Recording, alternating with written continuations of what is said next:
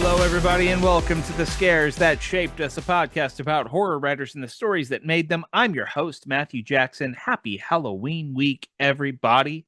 We made it. Hope you are looking forward to the big night. Hope you have your candy, your costumes, your decorations, and your scary movies all lined up to celebrate. I'm personally looking forward to marathoning as many horror movies as I can because Halloween is on a Friday night this year and I can stay up late. It's going to be a good time. And you know what? This episode is going to be a good time because we have an amazing Halloween guest for y'all this year. We're talking to Trevor Henderson, the internet's favorite monster maker, the creator of Siren Head, the author of the Scarewaves books. We're going to talk to Trevor about all of that, and we are going to talk about a very fun horror anthology show from the late 1980s called Monsters. It's a great conversation. Hope you stick around for that. But first, wanted to mention a couple of cool Halloween things that, as of the time this episode drops, are still going on. This episode drops at noon Central on October 29th. At 9 p.m. Eastern tonight, October 29th, you can join myself and the merry band of writers and editors over at Pop Heist for our first ever Halloween Heistoween watch party. We are going to, at 9 p.m. Eastern, all turn on the Paul Lynde Halloween special, the legendary 1976 classic starring Paul Lynde, Florence Henderson, Margaret Hamilton, the rock band Kiss. It is a hoot. It's so much fun to watch. We are just basically all going to get on Blue Sky at the same time, hit play at 9 p.m. Eastern, and enjoy the special, post our thoughts live with everyone. It will be great. The Paul Lynde Halloween special is available to watch for free on YouTube. So this is not that difficult to do. If you are around tonight, the night of October 29th, I'm saying the date over and over again in part so I don't forget it. Please join us. If you have a Blue Sky account, you go to @popheist.com on Blue Sky or follow me. I'm at awalrusdarkly.bsky.social on Blue Sky. We will be having a great time under the hashtag Heistoween banner for that watch party. Hope you join us. I am also just days away from finishing up my effort to write an essay on John Carpenter's Halloween every single day in October. I have three more essays to write, something like that. I don't know. It's all a blur, but I am moving on through them. I know exactly what the final essays are going to be. I just have to get them out to the people. If you want to read those, you can go to MatthewJacksonWrites.com. That's Writes as in WRITES. And you will be able to read every essay in the series. I'm calling the series Tracing the Shape. It's gotten a very nice response from people. I've gotten some lovely compliments on it. I hope that one day maybe these essays will get collected into a book. So if you love John Carpenter's Halloween and you want to read some long form film criticism and analysis about it, head over there and read that. But that's enough of me rambling for right now. Let's head over to our interview with the great Trevor Henderson.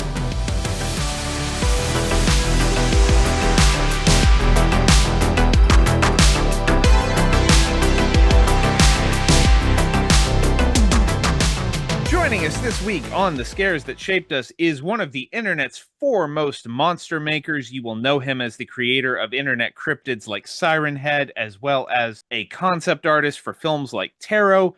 He is also the author of the Scarewaves book series, Scarewaves Beyond the Grave. The second book in that series is available now wherever books are sold. Trevor Henderson, welcome to the show. Hey, thank you so much for having me. I'm excited to be here. It's my pleasure to have you. I've been a fan of your work for a really long time, just from following you online and seeing everything that you design. And because I knew you were coming on the show, I finally cracked open the Scarewaves stuff Oh, cool. again. And they're such fun books. Oh, thank you. I mean, obviously accompanied by your own illustrations, your own concepts of the monsters that appear in the stories, but I just want to start by asking you, and I apologize if you've had to answer this question many, many times at this point, but where did Scarewaves begin for you? Oh, yeah. So, I've always been I grew up on a lot of really scary stuff for kids when I was really young. Scary stories to tell in the dark. I mean, you've heard that from a million people, I'm sure, specifically with this podcast. But I've always kind of been interested in stuff that doesn't really pull its punches for kids, like gateway horror media, I guess it's called. But I never really thought about writing or doing my own books in that way. And then somebody from Scholastic approached me about potentially writing for a middle grade audience, specifically because the artwork that I've been doing over the past since like 2020 or so, um, online just for myself and for other people like that, had garnered like this huge, very young kid fan base. And it wasn't anything that I tried to do or aimed to do. It was just this weird thing that happened where kids just really gravitated to the monsters like Siren Head and Cartoon Cat and all these other things that I kind of put out for my own like edification online. So someone at Scholastic basically just saw that and was like, "Hey, you want to? I'm a fan. I love your stuff. Have you ever wanted to like do something for a middle grade audience?" And I said, "Yeah," because just the idea of having a book at like the book fairs, the Scholastic book fairs that I grew up in the 90s, was such a wonderful idea, because there was always like, they had the Goosebumps, obviously, and Fear Street and all those R.L. Stein books, but then there were all these like sort of bootleg serial numbers filed off versions like Spine Chillers and uh, Skin Tinglers and all those kinds of things. I was like, oh, I would love to do something that was kind of like this weird sort of grosser, stranger version of like the kind of the Goosebumps vibes, but for like kids in the 2020s. So it was my first time doing anything like that, so it was very much a learning experience. But it was, I had a lot of fun, and the reception has been very warm to both books, which I'm endlessly thankful about. And on Scholastic's end, they kind of let me have free reign to do whatever I wanted, and didn't really tell me to pull any punches on in terms of how scary I made it. Obviously, it's for a middle grade audience. I don't gravitate to a lot of violence anyways, gore, that kind of thing in the kind of horror that I do, but I just naturally obviously just kept that off the table. Mhm. But in terms of like creatures and just trying to make it as scary as possible, they just kind of said have at it. And yeah, it's been fun. I really hope I get to do a third one. I would love I to do have too. a trilogy. I have the third one all mapped out. If they approve it, I really want to do it. Oh So gosh, if anyone at Scholastic is listening, give us Scarewaves 3, please. It's so fun. You mentioned younger kids, and I have to credit like a couple of my wife has two very young cousins. They are 9-year-old twin boys, and I knew about your work already and was following you online. I did not connect you with Siren Head yeah. until they I was hanging out with them. Shout out to Mark and Wayne, and they were like, "Yeah, have you seen? Do you know about Siren Head? Have you seen?" And people have made short films about Siren Head and all this other stuff, Yeah. and they were absolutely obsessed with Siren Head. Um, and it does have that. You mentioned scary stories to tell in the dark, and one of the things that I love about Scarewaves is, for those who don't know, Scarewaves is about this group of kids in a town called Beacon Point that is beset by monsters and sort of presided over by this guy named Alan Graves, who is sort of a middle grade Art Bell. He Yeah, talks about exactly. he Yeah. talks about strange happenings and weird creature sightings in this town, Beacon Yeah. Point. And you managed, especially that first book, you managed to structure it in such a way where it is a satisfying narrative. These kids all have their own concerns in life and the things that they want and the things they have going on as kids. But it is also just this relentless parade of creatures that, like, every Thank you. chapter has this amazing uh stinger at the end and leads you into the next one, and that you never quite know what's about to happen. um I just today went back and read the thing with the Mary doppelganger in the attic in Scarewaves Yeah. 1, which that when you turn the page and see that illustration, that's terrifying at any age. Absolutely. So as someone who had never done this kind of writing before, I can see the influence of scary stories to tell in the dark in the way that you are. Every new chapter is kind of its own little mini short horror film with Yeah. each little monster, but it's all a cohesive narrative. What were the challenges for you to kind of figure out how to pace that out? Well, early on, I kind of said to myself, okay, this is my first time doing this. When I was a kid, I loved monsters. I still love monsters, obviously, but I was obsessed with monsters and just like all the monsters I could get. Like, I'm going to structure this book where I can just load it in with as many different kinds of monsters and creatures as possible. So, at the very least, that's something I would like reading as a kid, even if other parts don't end up being successful. So I thought, what if it starts out as sort of almost like an anthology with different stories and different characters all around this one town, all the scary stuff's happening. And then it can kind of like they can meet up about halfway through the book and it can sort of transform halfway through into, a single narrative where all the characters who've survived the first half of the book kind of come together and deal with all of their various monsters. So that was always the goal, just like keeping it a bit disparate until a certain point, and then Yeah, they have a sleepover, and then all the creatures come for them. And yeah, I just kind of tried to map it out as best as possible in terms of what I wanted to happen in each chapter, and thankfully, I had very good editors, and it came together, thankfully, and I think it's pretty successful. But yeah, I got to like put deer with corpse faces in there, and weird boogeymen slash giallo killer creeps with like big teeth, just all the fun stuff, So that was my favorite part, obviously. And then the second one, it's picking up with the same characters, so there's a little bit less of that anthology vibe because it's just picking up their story where they're yeah. traumatized and dealing with new stuff. And then yeah, it's just I think that they work together pretty well, and it was just really really fun. It was definitely a learning experience, especially the first book, writing a narrative, and trying to find a voice for a middle grade younger audience that wasn't condescending, but also, was understandable and entertaining, and they could, pick up and follow along and not really like feel like the scares were being designed for a younger audience. I really wanted it to be as scary as the work that had brought that fan base to this book in the first place, right? Because the stuff that I had done that garnered this kind of fan base was just for my own, what I thought was cool, what I thought was scary, what I thought Hmm. was interesting. So I wouldn't suddenly want to start, you know, tamping that down because I felt like it might be too scary for a child audience. And I really do believe that like gateway horror that is really it can feel dangerous to a younger audience is really important. Um, yeah, it's just it's I think stakes are very important in kids horror. So I wanted to have that. This is something we've had a few middle grade horror creators on this show, and I love talking about this because I have a 2 year old son who Yeah, obviously is not reading horror yet, but because I was sort of shielded from horror as a kid, I'm very passionate about like how do we introduce this to him in a safe way, in a way that he can understand what it means to be scared by a story yeah, without actually being, actually traumatized by of something. and course. and Yeah, I yeah. I think that you find a really nice balance in these stories Thank where you. it does feel dangerous, it does feel scary, but it is not ever so overwhelming that that a child would not be able to enjoy this.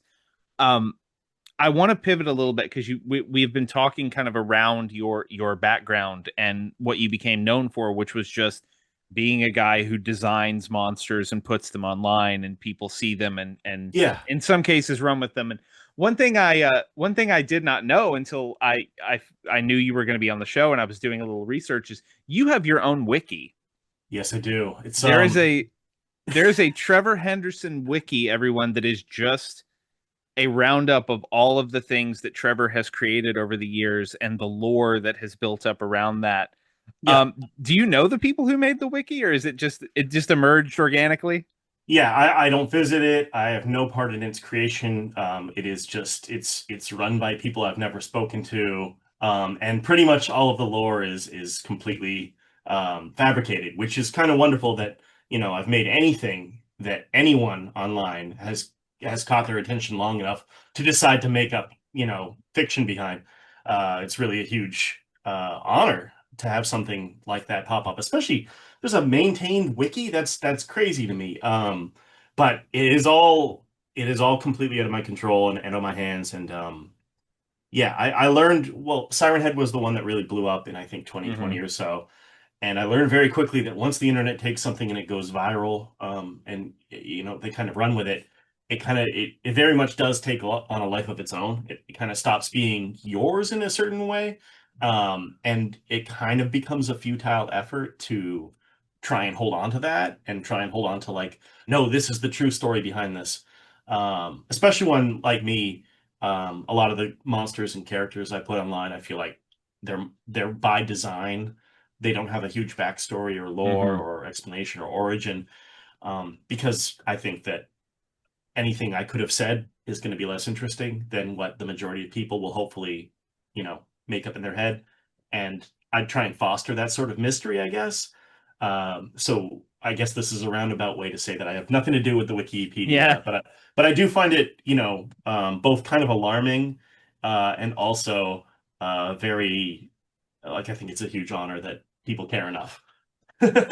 I think anyone who has followed your work over the last several years and seen all of these creations come out, if you go and browse the wiki, you will find your favorite Trevor Henderson monster.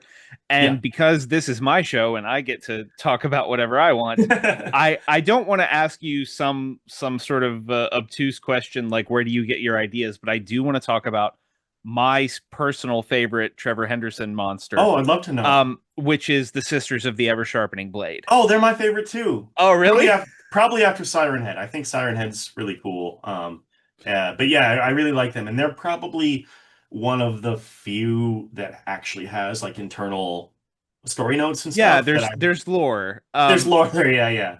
There's a certain degree of lore, but those that was one of those like I know what you do, and I can sit there and see you post a monster and go like, oh, that's a cool thing that Trevor just invented just now. But the Sisters of the Ever Sharpening Blade, because you have teased out little bits of who they are and how they work, it's one of those monsters where even though I know it's fictional, I'm sitting there going like, how do I find out more about them? Is there like a Oh, thank you. secret is there a secret dusty tome in a library somewhere that no one's picked up for 200 years that explains what these creatures are? And I think a lot of why I love it is the Hellraiser fan in me. They remind me of Cenobites. They're very much Um, my own version of Cenobites crossed yes. with like some Victorian aesthetics and shit.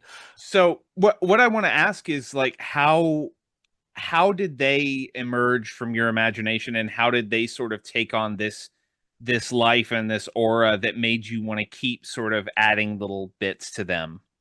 Um, they came about as a combination of, a lot of the creatures I design will start as a silhouette, and then I will kind of fill in the silhouette on the fly to try and feel what feels right, especially when I'm working with photography, because sometimes I do these photo bashes where I paint in. I guess I'm not sure if it's a photo bash because I'm not bashing two photos together, but I'm painting on top of photography. Um, Back then it was a lot of donated stuff. Nowadays it's very much either stuff I take, photos I take myself, stuff I get from public domain websites, or like a handful of trusted people that I collect them from, like friends. But anyway, that came about because I had found like a whole collection on a public domain website of ancient like Victorian photography, and I just love the vibe and the aesthetics of that, and especially a lot of photos of women in like black mourning dresses, Yeah.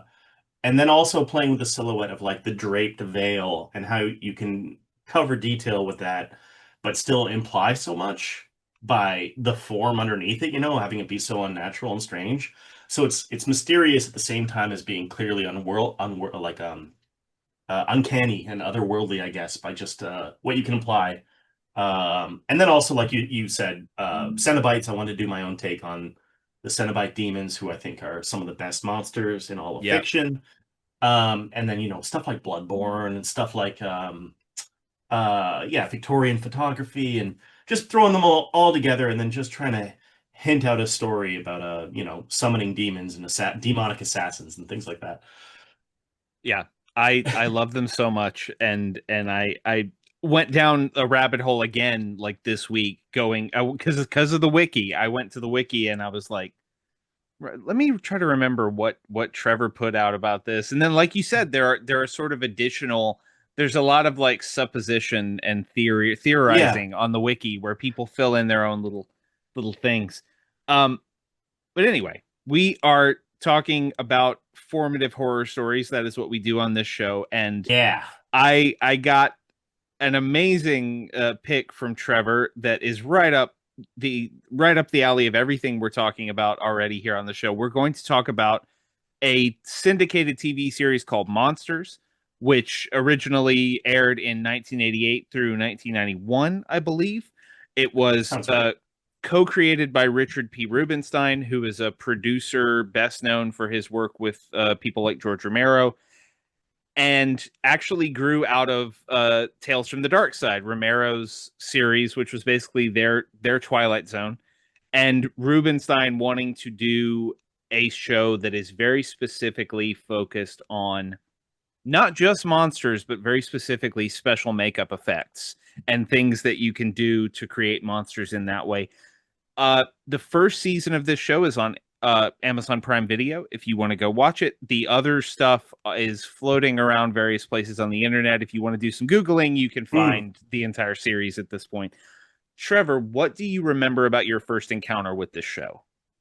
So, when I was a kid, there was a local video store, and it's the same video store I put into Scarewaves too. It's called the Video Wiz was the title. I think in the book it's the Video Wizard. But they had a deal where you could get 5 movies, 5 VHS tapes for $5 for 5 days, which I'm sure is very common. My video store Yeah, had the same deal. Yep. yeah. So I have a lot of incredibly fond memories of that. That was basically when I was a kid. That was every Friday night. I'd go with my dad. My dad got me into horror. He has always loved horror. He's the reason I'm doing everything that I'm doing. He still loves horror. But we would pick a random assortment of whatever looked lurid and gross and weird. And one weekend we got they had VHS tape releases of episodes of Monsters, and it was 2 on a tape. Mm. And I remember that it was just mixed in with other stuff like Return of the Living Dead. I watched all kinds of stuff really, really young, and it turned out fine. It was great. But this was I think the episodes were The Farmer's Daughter, which is the one I mentioned, one of the 2 I mentioned. And I think it was paired with another episode I really like called Far Below. Um, Oh yeah, well, I watched did that you watch last that night. one? Yeah, yeah, yeah, That's yeah. one of my favorites. I love that one. And Directed by Deborah Hill, who did not oh, direct many really? things in her career. Yeah, I didn't actually know that. That's one of my absolute favorite episodes. It's so twisted once everything's revealed towards the end. But yeah. anyway, so we watched Farmer's Daughter, and Farmer's Daughter is kind of a goofy tall tale, kind of like the it's like a joke where you know the joke about the farmer's daughter and like the traveling salesman who stops and stays the night. But it just like the last 5 minutes of it, the monster in that episode is the reveal that the farmer's daughter is this ghost and or corpse that is just caught in this sort of cyclical um the cycle of new people come and stay, like traveling salesmen and people, and then they try and they have sex with her, and she just like reveals herself to be this horrible rotted corpse that you can see at the end of the episode. And it was so like uncanny and weird to me because it's a full-on like puppet that they've they have come out, not an actress in makeup or anything, this really uncanny effect. And it just really like lodged in my brain and gave me nightmares for like a solid week straight. For some reason, out of everything we were watching, which was this was a tamer thing, something about that weird corpse mannequin thing at the end is so alarming. So that's why it really stuck with me, and I went on to treasure kind of being upset by that and hunted down as many of the episodes as I could on VHS tape. The video store had a couple other ones, I think. There's a really good episode called Stressed Environment, which is about claymation rat monsters. It's always good. Mm. And then when I got older, I watched the whole show. Now it's like completely treasured, a treasure in my eyes. I love that show. It is such a fun anthology. I mean, it just screams fun if you like fun horror, because like Yeah. right from the opening credits, the opening title Oh, they're sequence, iconic. one of my favorite opening titles of anything ever, because it is just a family of monsters, Yeah. like monster dad, monster mom, monster kid, sitting down for family TV time, and they say, "Oh, our favorite show, Monsters, is coming Yeah. on," and it has this really fun like synth score, and Yeah. yep. It's It's really so good. it's just so like warm and fun and like, hey, we're all here to have a good time with prosthetic makeup and fake blood, everybody. That's what we're gonna Yeah. do. And if you love practical effects, you gotta watch this, because they had a lot of cool people come in and work on this show. But the legendary Dick Smith, who is best known for creating the makeup effects in The Exorcist, was a special consultant for the makeup on the entire series. Yep. And you can absolutely see the Dick Smith influence in everything. And it's like Trevor just explained with the Farmer's Daughter, they're all like 22-minute episodes, so Yeah. 30 minutes with commercials. And it's, set them up, knock them down. You see the premise get set up, you see them start to encounter something strange, and then by the end a monster is there, and it's just Yeah. absolute mayhem. One of my favorites of the ones that I watched is a an episode called The Legacy, Mhm. which there are 72 of these. I did not get time to watch all of them, but I watched as many as I had time for. And The Legacy is, it just scratches my particular itch as a fan of like old Hollywood history, because it's about a writer who is trying to write a biography of a legendary horror character actor who is not named Lon Chaney, but it's Lon Chaney. Um, Oh, this one, he yes. he has the makeup case. The characters, when you see them, they look like Lon Chaney in The Hunchback of Notre Dame and London After Midnight and Phantom of the Opera. And he's trying to figure out how this legendary actor was able to transform so completely into these characters. And he actually buys the cabin where this actor would go and retreat and design his characters. And it's just so fun because it's about a guy who is so tunnel vision that like he has this attractive girlfriend or wife. I can't remember if they're married or not, but he has this very attractive partner who wants to be with him and wants to have a nice life with the guy she loves, and he's just like, I gotta do this. I gotta finish this. I gotta know what his secret was.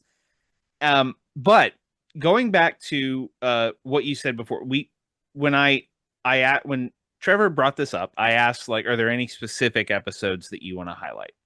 We already talked about one, which is The Farmer's Daughter, which, yeah, that puppet, the way that they reveal that she's dead is they put up a sheet, because like the whole idea is the traveling salesman can sleep in the same bed with her, but he's not allowed to touch her. So Yeah. they put up a modesty sheet down the center of the bed, so you only see her silhouette, and she looks like this very beautiful young lady. And finally, she talks him into kissing her, and she says, "But you can't touch me. You can kiss me, but you can't touch me. We'll put the Yeah. sheet down. You can kiss me." And he, in his passion, reaches out and touches her arm, and the skin of her arm immediately comes away and just reveals blood beneath. And for a minute you don't really know what's going on. It's just like she's coming apart and you're not sure why, and then it's revealed she's dead, and she keeps trying to find a suitor who will stay with her despite the fact that she is dead and a shambling corpse. And the way that corpse looked reminded me of like Return of the Living Dead a lot, Mm. and reminded me of the scene at the end of The Hunger where all those bodies come up out of the attic. Yeah. It's so cool. But the other one, the one that I liked even more than that, It's yeah. that you brought up to watch, is called The Match Game, Yeah. which stars, we were talking about Hellraiser, stars Hellraiser's own Ashley Lawrence, Yep. as well as Tori Spelling and a couple of other young fun actors of the era. I need to pull up and make sure. Yep, there's The Farmer's Daughter. I need to Tori pull up Spelling Match gets her Game. head just like mushed into goo. Oh, It's it's the great. best. Yeah, It's it's the really good. best.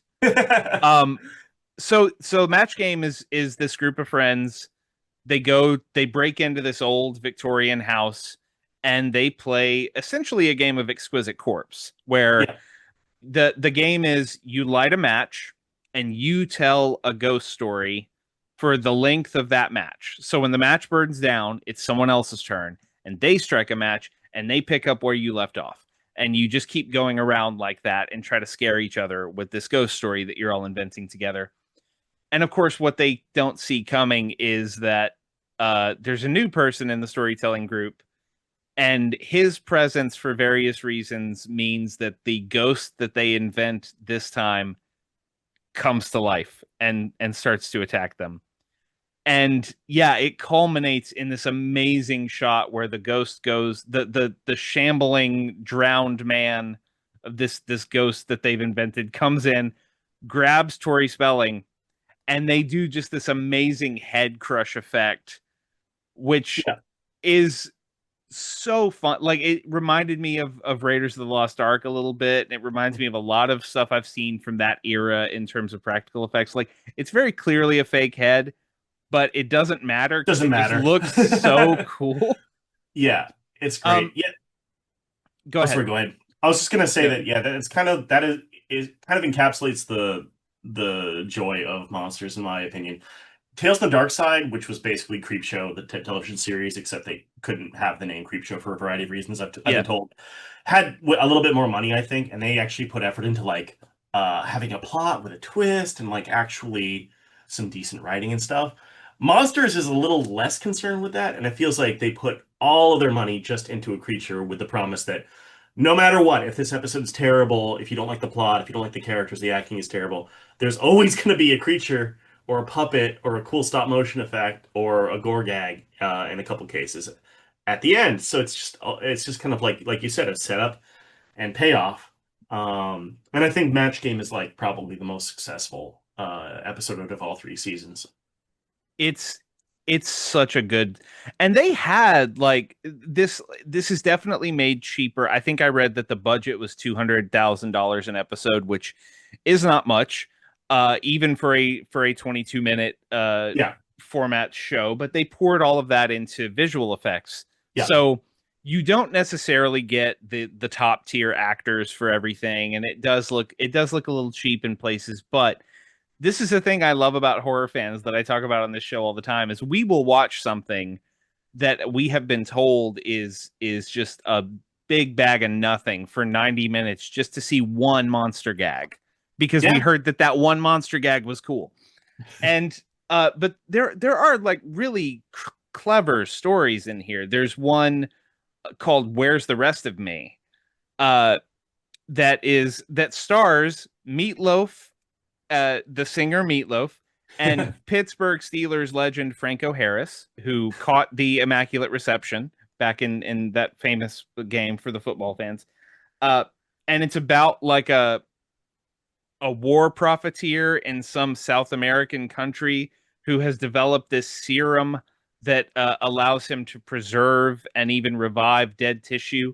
And he's been keeping this dead man alive in his basement for 3 years so that he can harvest his body parts. Oh, I haven't seen Um, this one. you I haven't gotta seen see it? it. Oh, No, I didn't see that one. it's in season one. Okay. And it's really cool because it's like there's this body. It looks like a Frankenstein's monster, but instead of adding to it, he's subtracting from it. So Yeah. if someone needs like a knee replacement, he will take this thing's Oh, knee, that's fun. and it has some of the best effects makeup I've seen in the show so far because it's just because the thing wakes up. He gets too much of the serum keeping him alive, and all of a sudden he's energized, and he realizes he's missing body parts. Like he doesn't have a tongue anymore. He doesn't have eyes anymore. He's missing part of one leg. So naturally, he wants those things back, and he goes to take them from this war profiteer's like party guests, and it's Nice. just so ghoulish and fun. And I love stuff like this because this is the kind of stuff I did not get as a kid. And I know that had I gotten it, I would have had nightmares, like you Yes. said. But so this brings me to something that I want to talk about because we like to talk about horror origin stories here. Now, you mentioned watching The Farmer's Daughter, having those nightmares about that shambling, weird, uncanny puppet coming towards you, and looking back fondly on the nightmare, Mm. which I think is something that horror fans have an understanding of, but I think normies, for lack of a better word, would look at us and go, "You liked having the nightmare? You liked the um." What is it about this stuff for you when it lingers in your head like that, when it gives you nightmares and keeps you up at night and things like that? What is it about it that appeals to you personally?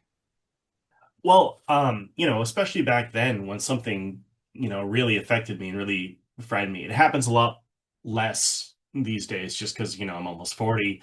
I've made a point of seeing a lot of horror stuff, reading a lot of horror stuff, everything I can find basically. So I don't get that reaction as much. But it's just, I read it for the contained, or I read or watch this stuff and always have for like the contained thrill, um, you know, of being scared, of the adrenaline rush of it sometimes, and also it's kind of an adrenaline rush that's commingled with kind of a comforting thing because, since I was a little kid, my dad, who I mentioned, got me into all this horror stuff. It was always a joint experience, kind of whenever I was having fun with my dad as a kid, we were watching like a Lucio Fulci movie or like Return of the Living Dead or like all kinds of really not appropriate stuff. So it's horror is always, always, always going to be, um, that cozy feeling of spending time with my father, mixed with, when it's done right and it can get through, especially these days, actually getting scared or creeped out. So I look back fondly specifically on that as one of the earlier times, I guess horror television or film really did its job and gave me this contained thing, even though it was a nightmare. You wake up and it fades and then it over time becomes kind of like part and parcel of like the experience of watching a horror movie, I guess. So it just becomes, with age or with looking back, it becomes like more of a fond experience, I guess. Um, but mostly I think it is just like the coziness of experiencing that with my dad and you know, his shared love, Does your dad have a favorite Trevor Henderson monster, or is he very much like, oh, they're all good? My I don't my know if he has son a my son makes specific. all good stuff. He's very, very supportive. I think he likes Siren Head the best. But I don't know. I don't think he's actually ever said specifically, but I get the impression it's Siren Head. Yeah, I mean, Siren Head's just an incredible idea. Thank you. Just the blending in with the industrial landscape, like it's very David Lynch. Like I think Oh, thanks. it's your most Lynchian thing. This idea of a piece of machinery that's organic, but also a piece of machinery and can sort of Yeah. blend into the skyline in that way. I love Siren Head. We could Thank you. talk more about Siren Head, but I want to make sure to ask. Oh, Yeah. hey, my dog is freaking out here. Hang on a second. Oh. He's okay. Oh. He's okay. The garage is opening. My wife is coming home, and he's having a little Oh. moment. But um, this episode is going up the Wednesday before Halloween. So you are Okay. our Halloween guest Hell this yeah. time around, which is cool. I wanted to just ask, just for fun, like what Yeah. is Halloween like at the Henderson house? How big do you go? Oh, we used to, it's a shame. Like as I get older, we kind of have toned it down a little bit. This year, we're gonna try and go out and find a good Halloween party or go to a friend's Halloween party. But it's been hard to be on the ball some years for sure. Yeah. Um, a couple years back and like into the distant past before that, we would at least do like a big Halloween party for all our friends and really those times we would really, push the boat out in terms of decorating our house. And it would kind of build up to a big party at our place. Specifically since we moved into a place that could actually have more than like three people in it. Uh, but last year, this is not a complaint by any means. We went on vacation for the first time to Japan in October, so Oh, we kind of nice. missed most of the Halloween stuff. Again, not complaining. That was an incredible trip. But now this is the first one back since then, and I feel like we're gonna keep it a little more low key this year.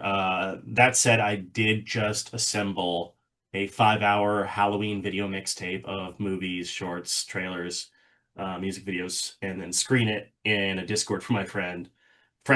And that went over really, really well. So I like to do that, and I might keep doing that as a tradition moving forward because it's really fun, especially when you have to like dig deeper past everything you've shown like for 3 or 4 times. Yeah. I showed the TV movie Are You Afraid of the Dark, the 70s one. It's a really, Oh, really right on. Yeah. yeah, Cool. went over really well. But aside from all that, I'm lucky to have a really good repertory theater in Toronto. Nice. So we're gonna go. I'll probably try and get out to some of those. I know they're showing Exorcist 3 on Devil's Night, so I Right might. on. Sounds pretty good. But the one thing I'm doing for sure is that I'm taking my niece out for trick-or-treating with my partner Jen, and the niece has decried that I'm gonna be a mummy, so I'm gonna be a mummy. And then yeah, that'll be really fun. And then hopefully we can go to like a a dance or a party of some kind after that. Yeah, it's low key over here because my kid is 2, so we Oh kind of have yeah, to tone things, keep things around a 2-year-old tone. of But course, of course. we have fun. He's going to be a bat, so Oh, there'll be a little bat running around South Austin grabbing candy from people. hell Um, yeah. do you have a favorite childhood trick or treating experience? This is something we talked about with BJ Colangelo on our Halloween episode last year, and it was a lot of fun. I love asking about these things. What do you remember about trick or treating when you were a kid?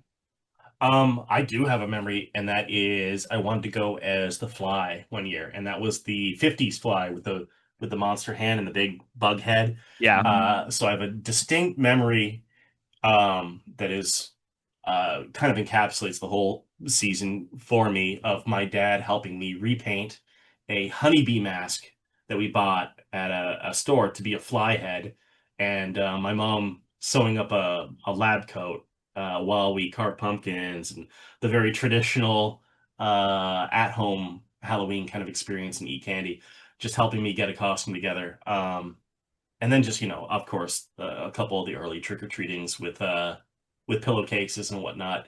yeah. This was back when, like, I was in the suburbs in a small town outside of Toronto. I grew up in a place called Oshawa, which is just a very, very small town outside, like 40 minutes out of Toronto. But this was in the 90s, so trick-or-treating was still incredibly big. I don't know how big it is in the small towns anymore. I haven't been um, outside of Toronto for a Halloween for a long time. But in the big city, it kind of, it doesn't happen as much, unfortunately. But I remember distinctly how everybody was out and there were crowds, and it was just like such an incredible experience.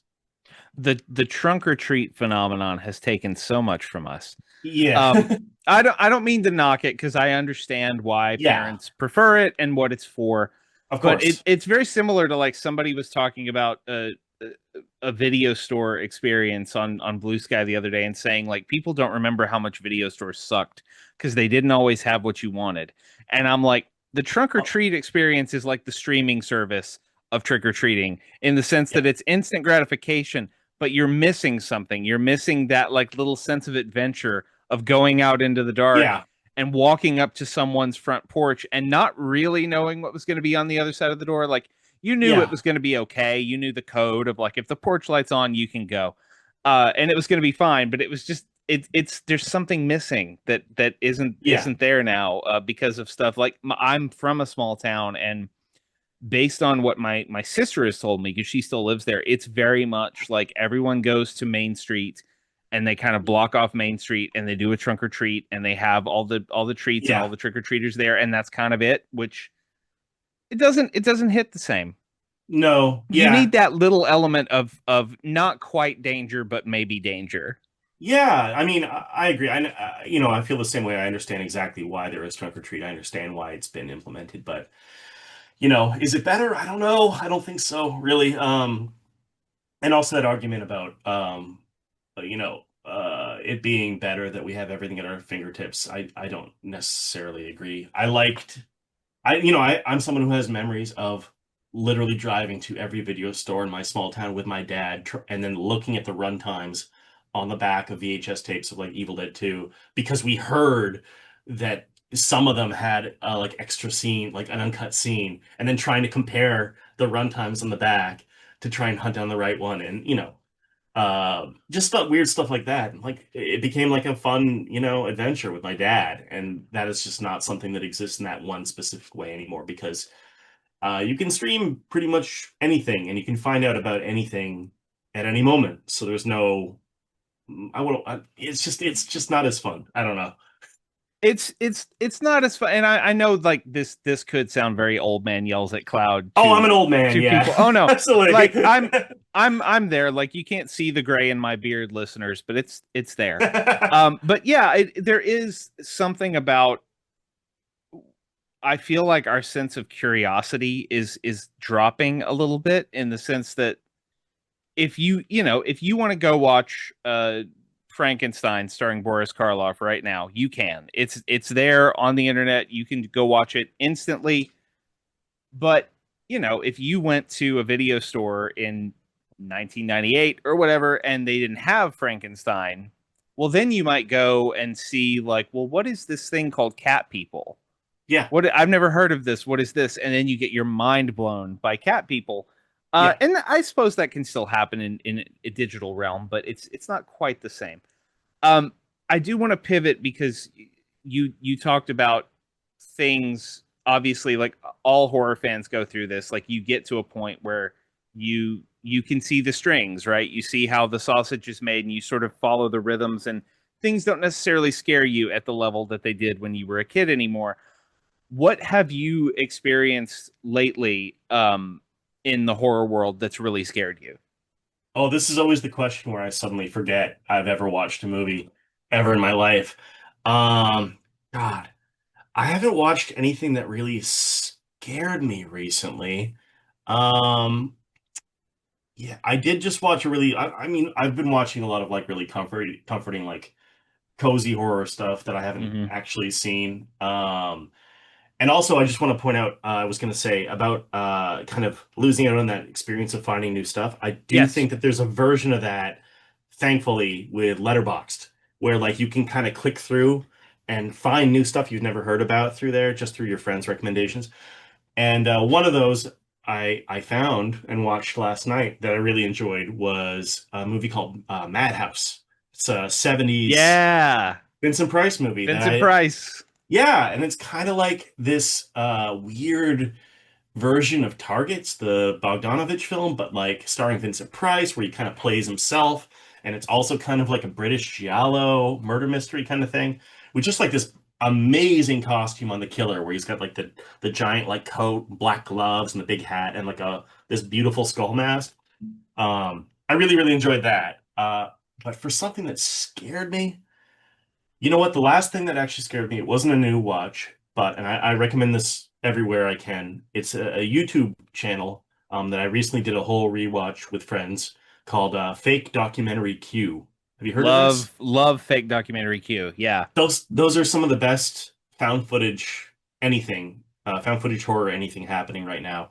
It's all free on a YouTube channel. It's crazy that it is not a movie that is, you have to even get a ticket for or purchase. And it's just so beautifully executed from concept to the final product. And they're adding new ones. They just put one out, I think, a couple weeks ago that is wonderful. So if you haven't watched Fake Documentary Q, this is me plugging Fake Documentary Q. It is on YouTube and it is amazing, and every single one of them is great. You should also, but while we're talking about Letterboxd, everybody go follow Trevor on Letterboxd because you keep up with this stuff pretty regularly over there, right?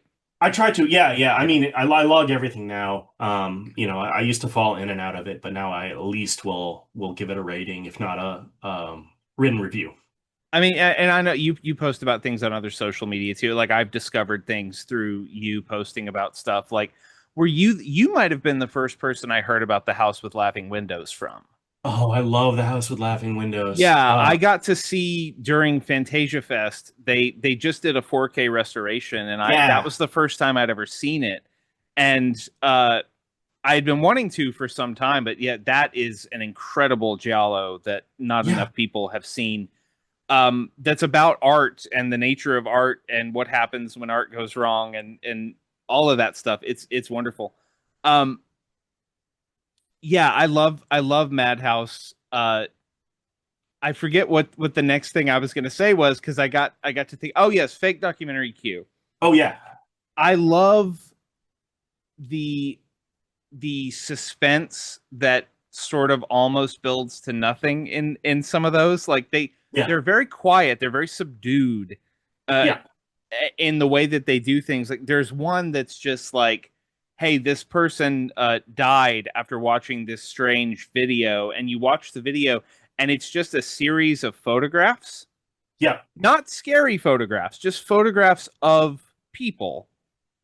But the way it's shot and cut, you keep expecting something bigger, and it just immediately unsettles you, and you're just constantly on your back Yeah. foot watching this, waiting for the review. And it's there's so much horror of the mundane that comes out of that series, and in the way that they deal with just everyday stuff going absolutely weird and haywire. So yeah, I also highly recommend Fake Documentary Q. That is a great, and again, yeah, they're all free on YouTube. You can just go Yeah. watch them in Though I whatever. hope they release a some sort of physical Oh, that'd be great. I would drop money on that in a second easily. Yeah, absolutely. Um, so we're coming to the end of our time. I do want to circle back to monsters as we wrap up, Yeah, because yeah. I mean, it feels very obvious to talk about the connection between your work and monsters, because you are famous for designing monsters.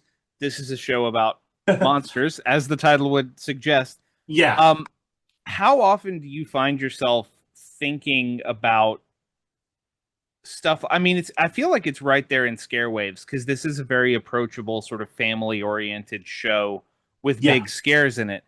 Um, do you find yourself thinking about this show a lot as you're going through your work, and thinking like, oh, that feels very monsters to me, or does it just sort of live in the background radiation of your life?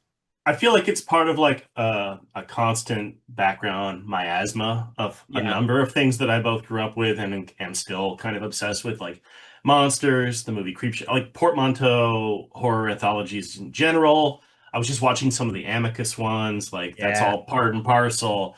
And then you get into like, EC Comics, and then you get into the creepy and eerie and all the stuff I grew up on, and they all share the same sort of um, you know, uh presentation and then knock it down approach of kind of like set up payoff stories. So those are all intrinsically tied together in my head, and also inform my work in certain ways. But also, yeah, just they're just part of one of many things that is just constantly on repeat in the back of my head at any given moment in time. Yeah. It is very interesting that we have people like you, and there are many artists who are sort of following in Trevor's footsteps, and Trevor was obviously following in other artists' footsteps in Yeah, continuing this tradition of just sort of uh, creating these scary things that live in your imagination and are not never explained too yeah, much, that we just get to live with, and they sort of inform. I love that this is sort of the modern incarnation of we were just talking about a lack of curiosity, but I do think that things like creepy pastas and internet cryptids and things like that, mm, that we have specifically designed to be experienced in this almost ARG kind of way, where yeah, you're sort totally. of going, is this real? Is it not real? Are a continuation of that fun sort of scary stories to tell in the dark. Are you afraid of the dark? Monsters tradition. And I'm very glad that we have people like you out there carrying on that tradition. Um, Thank you. our guest, everybody, is Trevor Henderson. You know him, you love him. He makes monsters all over the place. Trevor, before we let you go, will you let people know where they can find you online? Yeah, yeah, I'm on Blue Sky sometimes, but mostly I am on Instagram, and I think that is Trevor Henderson, all one word. I post, I kind of highlight a horror movie once every couple days that I think more people should look at. And then I also have an ongoing list where I update from my Instagram on Letterboxd. If you want to follow me there for just movie stuff, I log everything I watch, sometimes write reviews. Yeah, but between those two, you'll get movie recommendations and art, and whatever else I can muster up. So yeah, those would be the two places, I guess. And everyone go buy Scarewaves 2 Beyond the Grave so that we can get Scarewaves 3 because I really want Scarewaves 3, everybody. I think it'd be good. Yeah, Trevor, it has been so great chatting with you and getting to know you a little bit. Thanks so much for Yeah, being on the show. thank you so much. Likewise. Thanks once again to Trevor Henderson for being on the show. It was great talking to him. You should absolutely go out and buy the Scarewaves books, Scarewaves and Scarewaves Beyond the Grave. They are fantastic, super fun books. You can read them with your kids. You can give them to your kids, let your kids read them. They're awesome, awesome middle grade horror with great creature designs, great illustrations by Trevor. And as always, like go find Trevor online. Follow him on whatever social media platform that you enjoy. He posts creations, he posts art, he posts film recommendations. He does all kinds of cool stuff. He's a great follow. So do that so you can keep track of everything he has going on.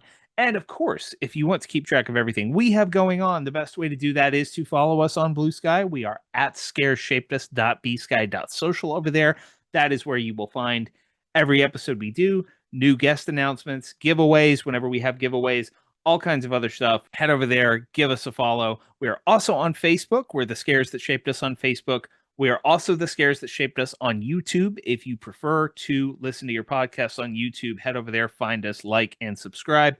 If you like the show, please do me a favor and leave us a 5-star review on the podcasting platform of your choice. That helps us to get featured, which helps us bring in more listeners, bigger guests, keep the show going.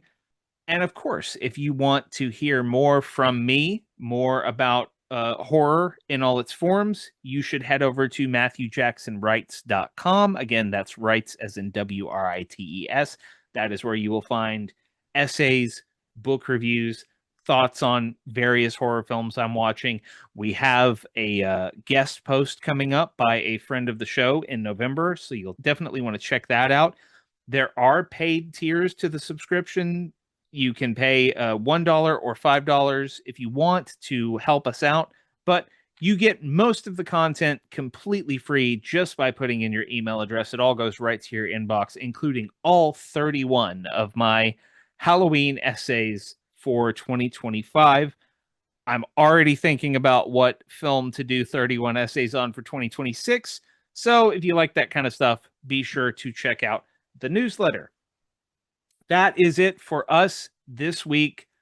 I hope you all have a wonderful Halloween. I hope it's a good time and everyone stays safe, gets lots of candy, enjoys themselves. We will be back next week with a brand new episode on November 5th. Our guest will be one of the greatest horror writers alive, one of the greatest writers in any genre alive, Nathan Ballingrud will be here. I have wanted to talk to him for a very long time. He was gracious enough to come on the show and sit down with me to talk about his new book, Cathedral of the Drowned, which is the second in his amazing Lunar Gothic trilogy.